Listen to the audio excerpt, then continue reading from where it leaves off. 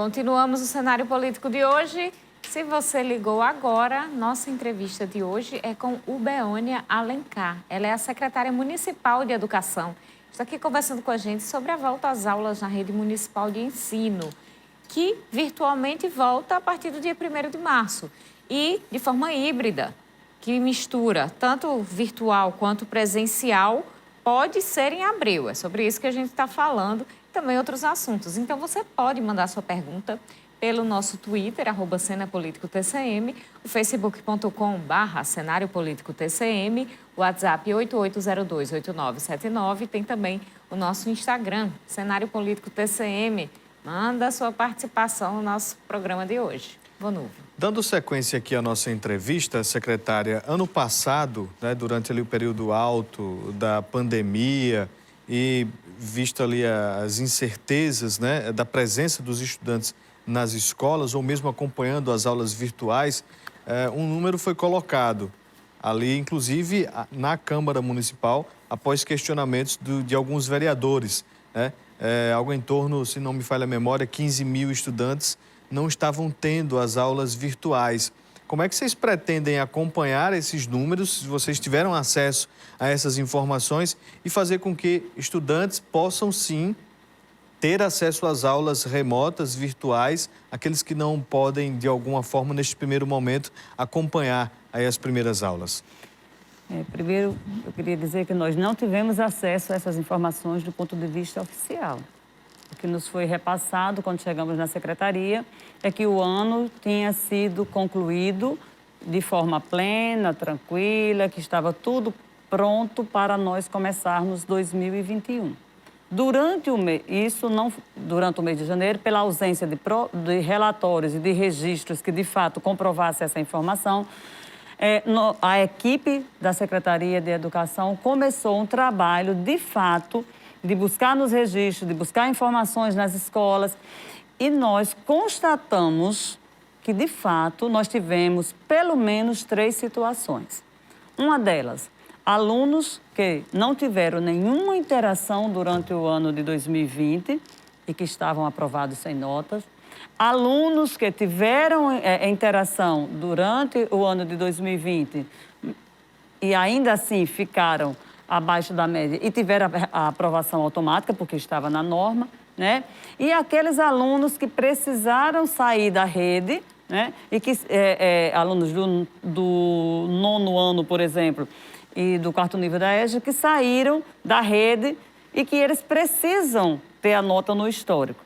Então, veja bem, o que é que nós encontramos em relação a isso? O que é que estamos fazendo em relação a isso? Durante o mês de março, será um mês de diagnóstico. É o mês em que todos nós estaremos virtualmente, mas nessas turmas, e estaremos fazendo um levantamento das reais necessidades desses alunos, e esse diagnóstico, ele embasará todo o nosso fazer durante o ano de 2021. Essa é a primeira ação. A partir daí, todo o nosso planejamento se dará de forma a cobrir essas necessidades. A gente tem aqui já participações do pessoal de casa. Nós temos 2 perguntas relacionadas ao Sumaré. O Niel... Vamos lá, o Niel do Sumaré está ligado já todas as noites, diz que gosta muito do programa, viu, Vonúvio? E aí ele pergunta, vai ter aulas no Sumaré quando? E a outra pergunta é do Rudinei Pinto. Ele queria solicitar da secretária que fizesse um levantamento nas escolas e creches do Sumaré e Bom Jesus. Diz que nos últimos anos há um grande aumento demográfico na região e muitas famílias sem encontrar vagas para os seus filhos. Essa ausência de vagas, é importante que a gente esclareça de fato. Por exemplo, o EI do Sumaré, ela não tem mais vaga. Mas nós já temos o EIs em outras regiões da cidade que tem. Então, o que é que acontece? Esse levantamento é muito importante, de fato. Pretendemos fazer para que, a partir desse levantamento, nós possamos fazer um plano de ampliação das vagas pontuais, em locais que, de fato, precisa. E respondendo a primeira pergunta, as aulas, não só no Sumaré, mas em toda a rede municipal, as aulas vão começar em 1º de março. Só corrigindo aqui um dado, eu passei que cerca de 15 mil estudantes não estavam assistindo aulas na maneira virtual, segundo informações. Mas, consultando aqui o site da própria Câmara de Mossoró, num levantamento na zona urbana, foram cerca de 16.467 alunos matriculados, somando 4.411 estudantes, né, 411 estudantes, sem assistir a aula, uma média de 26,7% sem esse acesso. 4.411, segundo dados lá de julho. Mas eu lembro aqui que qualquer criança que fica fora de sala de aula já é um prejuízo enorme. E, secretária, durante este ano de 2021, vai ser possível correr atrás dos prejuízos causados pela pandemia no ano passado? É nosso dever correr atrás desse prejuízo, né? Aliás, correr atrás de amenizar esse prejuízo. Se vamos conseguir, não vamos aqui negar que o prejuízo que 2020 causou nos estudantes, ele é de difícil reparação. Mas isso também não é motivo para que a gente diga que não há o que se fazer. Então, o diagnóstico é um ponto.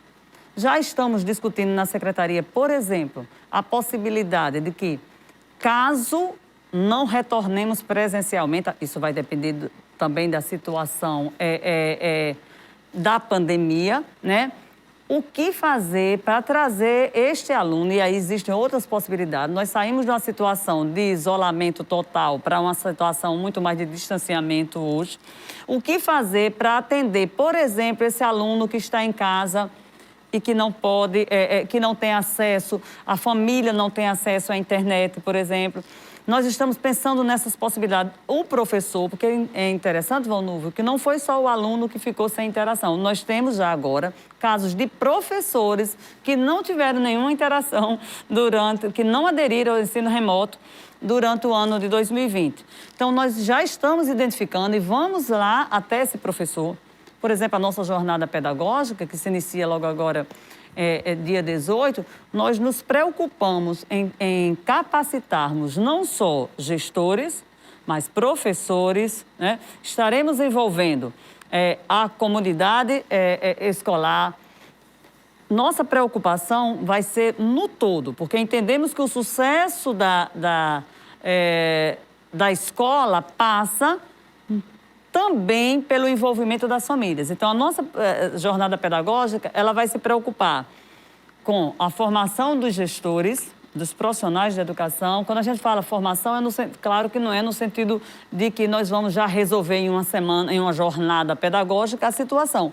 Mas nós vamos estar apresentando encaminhamentos, tanto do ponto de vista para diretores e supervisores, quanto trazendo a família para entender esse processo, quanto envolvendo os conselhos, porque é um trabalho, e professores. Queremos ir atrás desse professor e saber por que ele não aderiu ao ensino remoto. Queremos ir atrás desse aluno que não teve interação, inclusive, como está previsto o sistema híbrido de ensino, trazendo esse aluno para a escola. Porque, se houver organização, nós podemos sim estar com esse aluno presencialmente para atividades pontuais. Só não vamos entender que o aluno que não teve acesso à sala de aula, ele vai ficar em casa sem fazer nada. Não. O nosso aluno, este ano, ele vai estar, sim, envolvido nas nossas atividades. Sobre este assunto, o Alexandro faz uma pergunta. Ele pergunta qual é o suporte tecnológico que o município dará aos alunos, haja vista que nem todos têm o celular. Ele diz, no caso do meu filho, o celular deu pane de tanto conteúdo. E aí eu pergunto, todos terão suporte, mas durante esse mês de março, por exemplo, que será só virtual, como é que ficam esses alunos? Durante o mês de março, é bom lembrar que nós estamos no sistema híbrido. Durante o mês de março, como são atividades diagnósticas, né?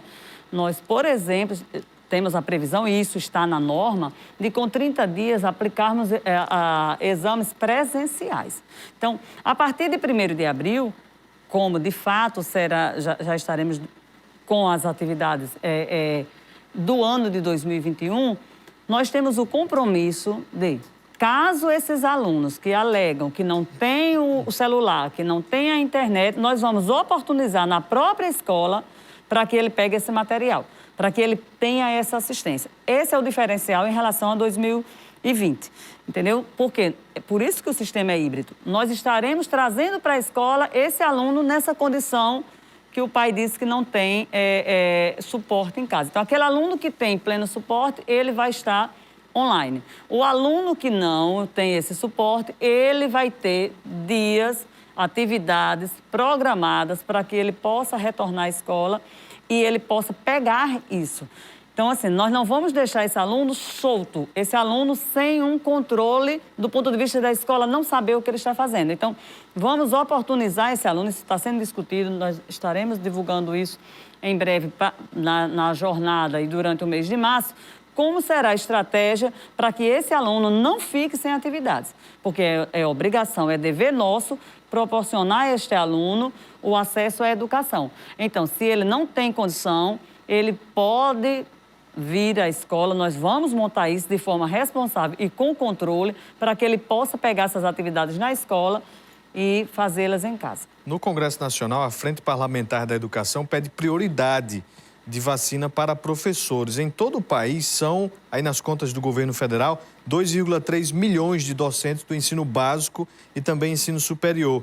E o Oseniel Mesquita, ex-vereador aqui de Mossoró, ele cita que, inclusive, é da linha de frente, tem 2 filhos em idade escolar e se preocupa com o retorno híbrido aí, já que os números ainda continuam preocupantes. Por um lado, existe aí a demanda dos professores por esta vacina. O que é que a senhora acha disso? E também a presença, mesmo de forma híbrida aí, dos estudantes nas salas de aula. Como é que a senhora vê isso? Primeiro, assim, quero tranquilizar a população e dizer que a Secretaria Municipal de Educação não tem nenhuma intenção de colocar em risco a vida de professores e alunos. Antes de mais nada, nós estamos tratando de vidas. Quando estamos aqui planejando e elaborando um plano de retomada às aulas, nós não estamos afirmando que dia 1º de abril estaremos em condições de fazê-lo. O que nós não podemos ter, Vonúvel, é simplesmente dizer não vamos voltar às aulas e não temos alternativa. Então, nós precisamos apresentar uma alternativa. Então, quanto à vacina? Concordo plenamente. No que depender de nós, vamos lutar por essa vacina. É fundamental. O professor, de fato, deve ser priorizado com essa vacina, porque é bom lembrar que o professor é aquele que normalmente circula em mais de uma escola. Dificilmente você tem um professor com a carga horária numa escola só, porque esse professor, ele é da rede, mas é o mesmo professor que está lá ele é da rede municipal, mas ele também está na rede privada, e ele circula entre ambientes e pode sim ser um meio de contato com esse aluno, né? E quando nós falamos no sistema híbrido, nós não estamos, de forma nenhuma, pensando em colocar todo mundo numa sala de aula. Está sendo feito um plano de retomada, por isso que eu digo que sentimos falta disso. Nós vamos apresentar à sociedade um plano de retomada, inclusive com mapeamento das salas.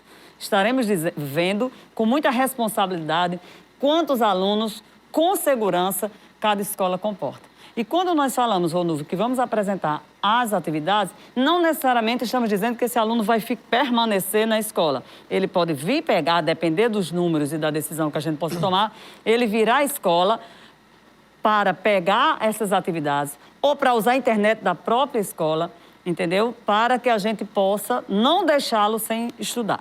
A gente ainda tem aqui muita participação, vou tentar acelerar o passo aqui, porque nós temos inicialmente aqui a participação da Francisca. Quando os alunos que estão no cadastro reserva poderão fazer a matrícula? Tem vaga nas escolas? Tem vagas nas escolas, né? Esse levantamento está sendo cuidadosamente conferido pelo setor de registro escolar. O que acontece? Olha, só nas escolas municipais hoje nós temos ainda mais de 500 vagas nas escolas. Nas UEs, nós temos mais de 100 vagas, em torno de 150, 160 vagas. O que é que acontece? Alguns pais, eles não querem simplesmente a vaga na rede municipal. Eles querem a vaga na escola determinada.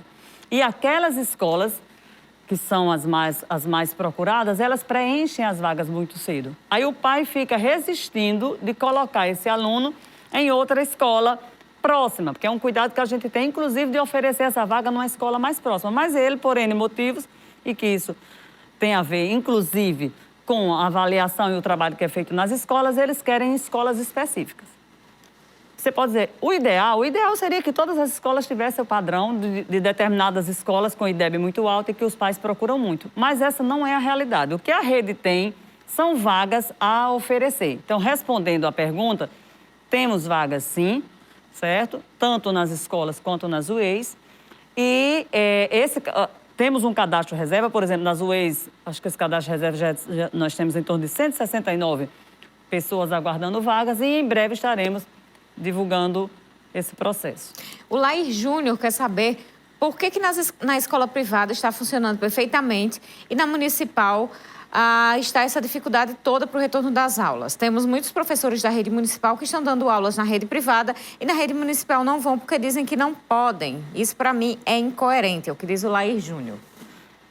Lair Júnior, eu acho que a resposta para essa sua pergunta ela é muito simples. Ela tem a ver com as condições infraestruturais da escola. Na escola, eu vejo, por exemplo, os alunos de escola privada, o protocolo de retomada das escolas privadas, tem toda uma estrutura, né, física e infraestrutural que as nossas não têm, infelizmente. Na escola privada, você não vai sentir a falta de uma pia e de uma torneira. Na escola pública, falta isso. Se você for perguntar sobre responsabilidades, eu fico muito triste, de fato, de dizer, enquanto secretária de Educação, que essa é uma realidade que a gente encontra. E, sinceramente, não é tão simples. Eu estaria aqui falseando se eu dissesse que dia 1º de março esse problema estará resolvido. Né? O que eu posso dizer é que estamos empreendendo todos os esforços para melhorar as condições e esse será um compromisso nosso, né? Da nossa gestão, é que a gente possa, daqui a 4 anos, nós termos escolas bem melhores do que as que nós recebemos do ponto de vista infraestrutural.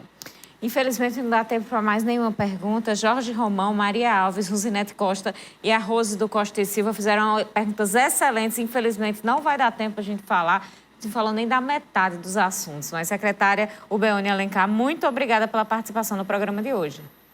Eu que agradeço a oportunidade e já me coloco aqui à disposição para voltar e esclarecermos outros pontos. Seja sempre bem-vinda, professora. A você de casa, muito obrigado pela audiência. Até amanhã. A gente se encontra amanhã, 7h25 da noite, ao vivo, aqui na TCM HD. Tenha uma boa noite e até lá.